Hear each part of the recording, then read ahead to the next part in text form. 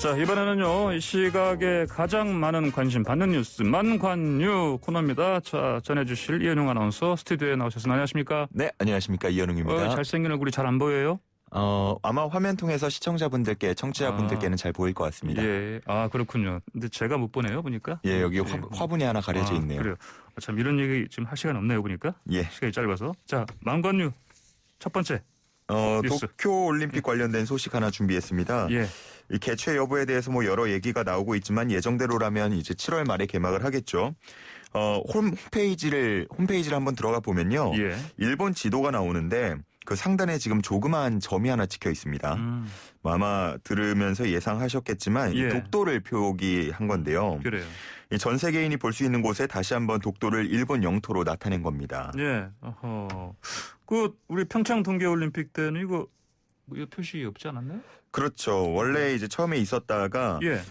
일본 측이 문제 제기를 했습니다. 올림픽 정신에 반한다라는 이유를 들었는데 예. 그래서 결국 우리가 이 독도를 삭제를 해준 바 있죠. 예. 이게 뭐 우리 그 땅이 아니다라고 인정했다기보다는 그런 건 절대 아니었고 예. 말 그대로 뭐 평화와 공정을 상징하는 올림픽에서 불필요한 갈등을 없애기 위한 조치였는데 예. 이번에 우리가 똑같이 이제 문제 제기를 했거든요. 예. 근데 일본에서는 이 요구를 수용할 수 없다고 했습니다. 그러니까 우리는 이제 빼줬는데 네.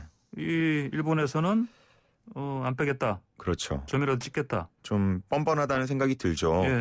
뭐 일부에서는 이 지지도가 워낙 바닥인 스가 정부로서 예. 한국과의 관계보다는 일본 내 여론을 더 신경 써야 하기 때문에 이렇게 예. 완강히 버티는 거다. 뭐 이렇게 보고 있기도 합니다. 과연 이걸로 일본 내 여론 지지를 올릴 수 있을까요? 뭐 더 떨어지지 않는 거를 좀 방지하고자 하는 거겠죠. 예, 그래요. 누리꾼들 반응 궁금합니다. 일단 도쿄올림픽 보이콧해야 한다. 뭐 이런 목소리 나오고 있고요. 예. 뭐 그러게 평창 때 우리도 더 완강했어야지 결국 네. 이렇게 또 당하는 거 아니냐. 이런 약간 자조적인 목소리도 나오고 있습니다. 알겠습니다. 자, 다음 소식 주십시오. 이번에는 좀 말하기에도 끔찍한 사건인데 예. 여자친구의 몸에 구멍을 뚫어서 자물쇠를 채운 40대 남성이 재판에 넘겨진 일이 있었습니다. 이게 무슨 말씀이에요? 이거 귀걸이 거는 그 귀 구멍이 아니고. 예, 뭐 구체적으로 어느 부위에 어떻게 뚫었다 뭐 이런 것까지는 알려지진 않았는데요. 예. 이 사건은 이제 2019년에 발생한 일입니다. 네. 근데 어제 재판 결과가 나오면서 이 사실이 알려졌죠.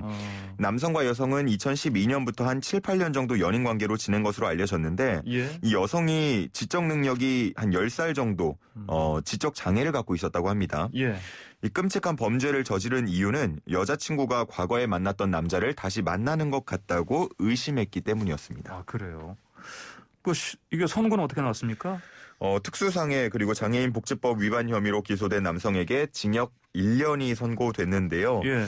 이 피고인이 반성하는 모습을 보이고 또 피해자가 피고인의 처벌을 원하지 않는다는 점을 선고 이유로 설명했습니다. 그래요. 참 엽기적이기도 하고 좀 안타까운 면도 보이네요. 보니까요. 그렇습니다. 지적 능력 부족한 피해자. 예. 예, 다음 소식 보시죠. 예. 다음은요. 혼자 사는 집에 내가 모르는 사이에 예를 들어 창문이 열려 있거나 예. 물건이 막 옮겨져 있으면 어떨 것 같으세요? 그건 일단 무섭겠죠? 그렇죠. 네. 뭐 찝찝하고 무섭고 아마 그럴 겁니다. 예. 근데 실제로 그런 일이 발생했습니다. 지난 4월에 경기도 수원의 한 오피스텔 건물에서 일어난 일인데요. 예. 이곳에 혼자 살고 있던 여성이 분명히 난 닫아둔 것 같은데 창문이 자꾸 열려 있고 뭐 이런 경우가 반복해서 나타난 겁니다. 예. 처음에는 내가 잘못 기억하나 내 실수인가? 라고 했다가 워낙 이상하니까 이제 예. 집안에 CCTV를 설치를 한 거죠. 그 움직임이 감지가 되면 바로 알림을 전송해주는 기능이 있는 CCTV였는데 설치한 지 5일 만에 알림이 와서 영상을 딱 켜보니까 예. 어떤 남성이 집안을 막 돌아다니고 있었던 겁니다. 네. 깜짝 놀랐죠. 이거 누가 이렇게 들어왔을까 이거? 일단은 그 남성을 한번 찾아봤더니 예. 좀 신기했던 게 나가는 장면은 잡혔는데 이 남성이 들어온 장면은 CCTV에 걸리지 않았던 겁니다. 그래요? 어떻게 된 건가 하고 알고 왔더니 옆 건물 같은 층에 살고 있던 남성이 우리가 뭐 흔히 말하는 이제 베란다, 난간 쪽을 통해서 뛰어넘어왔구나. 뛰어넘어온 거죠. 예. 예, 1.2m 정도밖에 되지 않았다고 합니다. 그래요? 예. 참 어떻게 이런 황당한 일이 벌어졌을까요, 이게?